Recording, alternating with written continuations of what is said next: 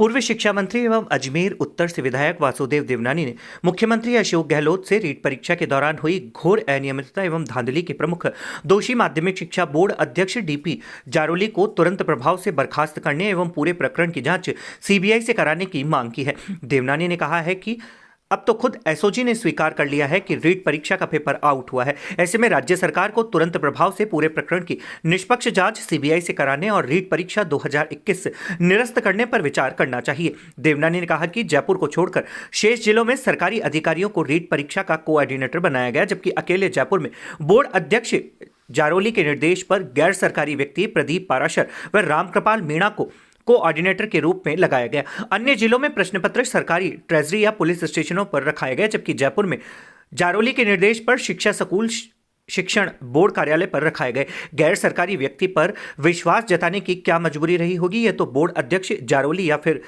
तब सरकार में शिक्षा मंत्री रहे प्रदेश अध्यक्ष गोविंद सिंह डोटासरा ही बता सकते हैं। रीट परीक्षा की अनियमितता और धांधली में गैर सरकारी व्यक्ति पारासर और मीणा की संलिप्तता से यह मामला सरकार से भी जुड़ा हुआ है। बदनामी से बचने और सरकार के बड़े लोगों को बचाने के लिए मुख्यमंत्री अशोक गहलोत जानबूझकर जांच सीबीआई को नहीं सौंप रहे हैं। वह नहीं चाहते हैं कि सरकार और सरकारी तंत्र में बैठे बड़े लोगों के नाम उजागर हो, इसलिए वे जांच सीबीआई को देने से डर रहे हैं। देवनानी ने कहा कि परीक्षा में हुई अनियमितता से बेरोजगार युवाओं के भविष्य के साथ खिलवाड़ हुआ है। मुख्यमंत्री अशोक गहलोत को तत्काल प्रभाव से रीट परीक्षा 2021 में हुई अनियमितताओं और धांधली के प्रमुख जिम्मेदार एवं दोषी बोर्ड अध्यक्ष जारोली को बर्खास्त करना चाहिए। बोर्ड को फिर परीक्षा की जिम्मेदारी को देना गलत है। देवनानी ने कहा कि रीट परीक्षा 2021 के आयोजन में माध्यमिक शिक्षा बोर्ड और उसके अध्यक्ष जारोली की भूमिका अच्छी नहीं रही।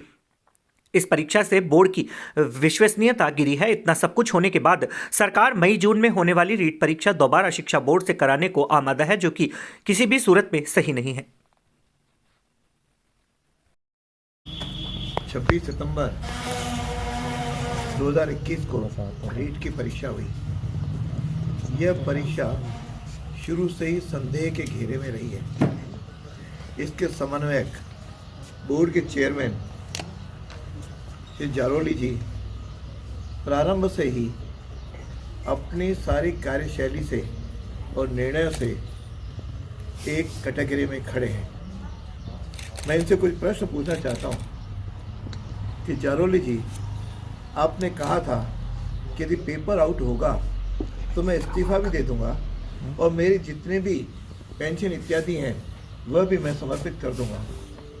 आज जब एसओजी ने यह सारा निर्णय सुना दिया कि 24 सितंबर की रात को पेपर आउट हुआ था, जब 24 सितंबर को पेपर आउट हुआ और उसके साथ यह भी कहा जा रहा है कि उसी रात को हमारे जारोली जी और इनके द्वारा नियुक्त पाराशर दोनों ही वहाँ संकुल में थे, तो ये क्या कर रहे थे वहाँ पर? इसका उत्तर उन्होंने आज तक नहीं दिया। दूसरा प्रश्न यह है कि जब पूरे राजस्थान के अंदर कोऑर्डिनेटर सरकारी जिला प्रशासन के अधिकारियों को तय किया, नियुक्त किया गया, तब ऐसी क्या इनके पास मजबूरी थी कि जयपुर के अंदर एक निजी, जो किसी ज़माने में एलबीएस कॉलेज में इनके साथ इन्होंने नौकरी की, ऐसे अपने मित्र पाराशर को इन्होंने वहाँ का कोऑर्डिनेटर नियुक्त किया।